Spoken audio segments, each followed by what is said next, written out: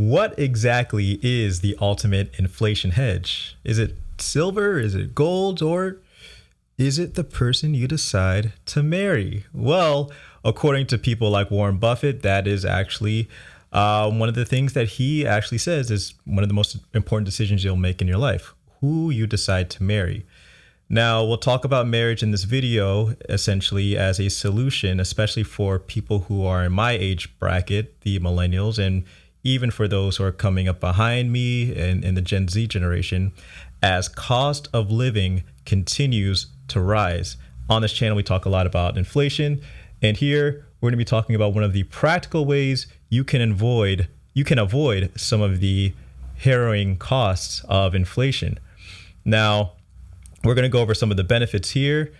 And here, according to Jay Zagorski of Marriage and Divorce's Impact on Wealth, it followed the net worth of individuals through their 20s, 30s, and early 40s and found that the wealth of married respondents increased by around 14% for each year they were wed, compared to being, now think about this, the S&P 500 on average will get you about 10%. Sometimes it's as low as 8%. Sometimes, it can be as high as 12% on average. I mean, there are some years where it can go up higher. But the average annual increase of your net worth when you're married, you got to stay married, of course, is 14%. Compared to being single, married people also doubled their wealth, increasing it over 93%. Now, you tell me, when you're trying to hedge against the inflation by using something that's not a financial asset, choosing the right person and staying married is going to be one of the best or one of the most important decisions you will make as far as hedging against inflation. Now, I know this isn't the lovey-dovey stuff that people tend to talk about marriage with, but I feel like I'm able to talk about this in this way because about 90+% of the viewers on my channel are men. And let's be honest about it, when we get behind closed doors, guys, this is kind of how we view things. We're very by the book, almost kind of robotic some ways, and that's one of the reasons why the fair sex kind of gets annoyed with us sometimes. So, we kind of keep it on the hush sometimes, but to be honest, when we get behind closed doors amongst all of, the rest of us guys, this is kind of how we talk and look at things. Second principle. The second principle is that the sharing ethos of marriage is especially beneficial in terms of both daily and longer term expenses. This is what I was talking about.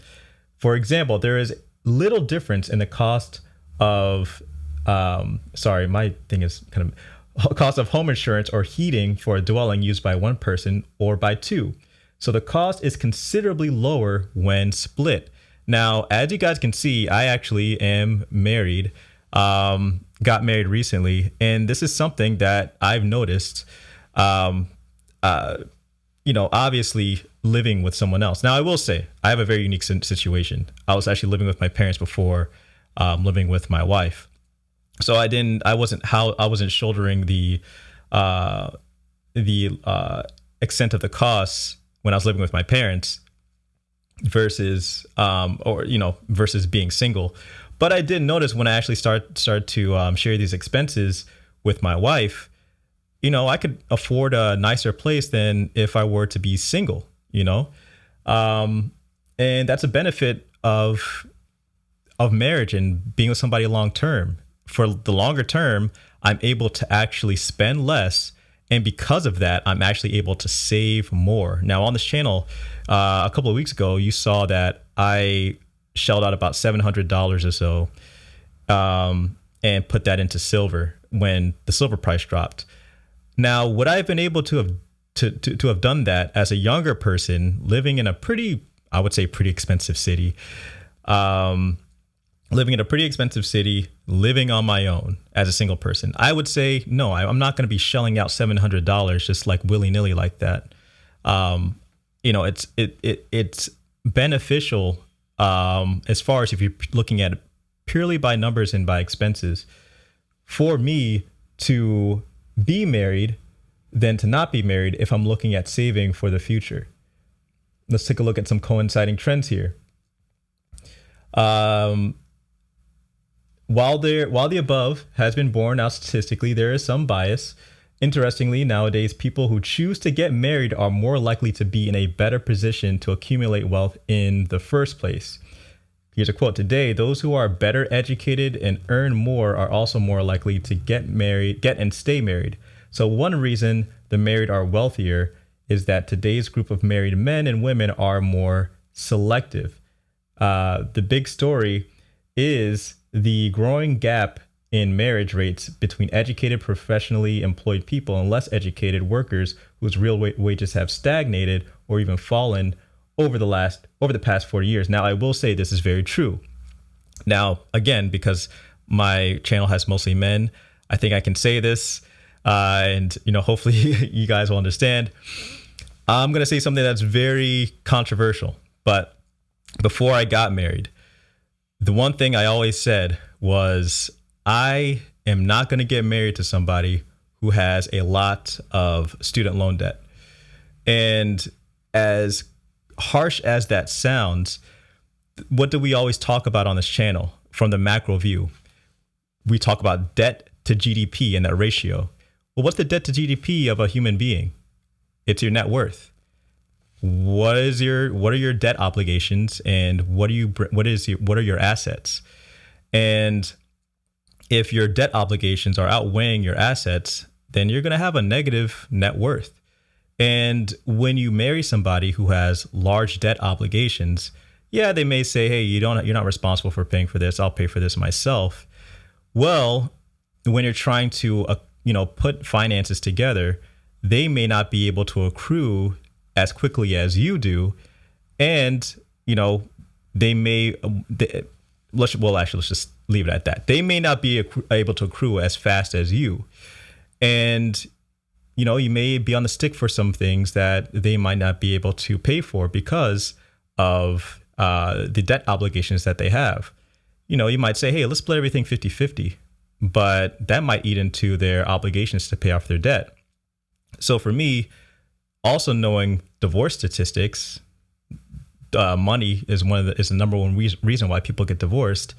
Why would I set myself up for marriage, stacking the cards not in my favor before we even walk down the aisle by getting into a situation where the number one reason for getting or for undoing this marriage is basically in our faces 24/7, which is, hey, we got this huge debt obligation here." So yeah, kind of a harsh reality there, but obviously this is something that especially millennials will have to think about. As you can see, 7 ways life is more expensive today for American millennials than previous generations. And without going into it too much, millennials shoulder a different and bigger financial burden than Gen Xers and baby boomers. While incomes have increased for millennials, many significant economic expenses, such as the cost of buying a home and college tuition, have increased at a faster rate. So our incomes are not keeping up with these large financial obligations. So we aren't able to buy a home, which means that we are, less likely to have the opportunity to not have recurring home costs, and also reducing our chances of building an asset like a home. Let's take a look at this. Warren Buffett says the most important decision you'll ever make has nothing to do with your money or career. Now, I'm not going to read all of this here, but he actually has some wise words. Take a look. You want to associate with people who are the kind of person you'd like to be. You'll move in that direction. And he said, and the most important person by far in that respect is your spouse. I can't overemphasize how important that is. Now, you may ask yourself, well, does your spouse inspire you? I would say hands down. When I first met her, she was on a path that was way better than my path as far as, career, being conscientious, very educated. TJ don't deal with no dummies. But I basically said, hey, look, this person is is essentially a dime, and I'm sorry, some of you guys might not know that lingo, but she's a dime. And basically she inspired me to kind of, get on my path. Let's continue here. That's life advice the 87-year-old has been emphasizing for years. As he said at the 2009 Berkshire Hathaway annual meeting, marry the right person. I'm serious about that. It will make more difference in your life. It will change your aspirations, all kinds of things. And what did I just say? My wife inspired me to do more, changed my aspiration. Research agrees that who you marry can significantly affect your level of success. People with supportive spouses are more likely to give themselves the chance to succeed. Let's continue down here. Another study shows that having a conscientious spouse can boost your salary by $4,000 per year and increase your chances of getting promoted. Now, my wife is way more conscientious than I am. And I actually did a test to take a look at this. It's called the Big Five Personality Test. I recommend everybody take this. You can actually see your level of conscientiousness in a range. Hers blew mine out of the water. I'm a very good idea person, which I scored pretty high on. I'm very low on negative emotion. Men tend to be a little bit lower on negative emotion. So that's also kind of skewed that way. But my openness was very high, but my level of conscientiousness was mediocre. It was okay. Hers was through the roof. So again, that inspired me to kind of, come here every day, make these videos for you guys. So who you choose to marry will have an impact on your wealth. Now, I will say to end this, obviously there are risks to marriage, just like there are risks to anything. But how do I look at marriage? How do I look at risk? What do I always say on this channel? I say risk is neither good nor bad. Risk is essentially opportunity. And the higher the risk, the higher the opportunity. The higher the opportunity to reap more reward, or the higher the opportunity to reap the worst case scenario. Now, obviously, when you get divorced, it is probably going to kneecap you. So again, you want to choose somebody who, will help you, hedge against inflation, obviously. And you want to stay married, and obviously, if you want to get into lovey-dovey stuff, treat them well, that will help you stay married. Now, obviously, I've just got married, so talk to somebody who's been married for longer than me. But I will say I'm pulling these words from studies, and I'm pulling these words from a guy who's, I think by now, over 90.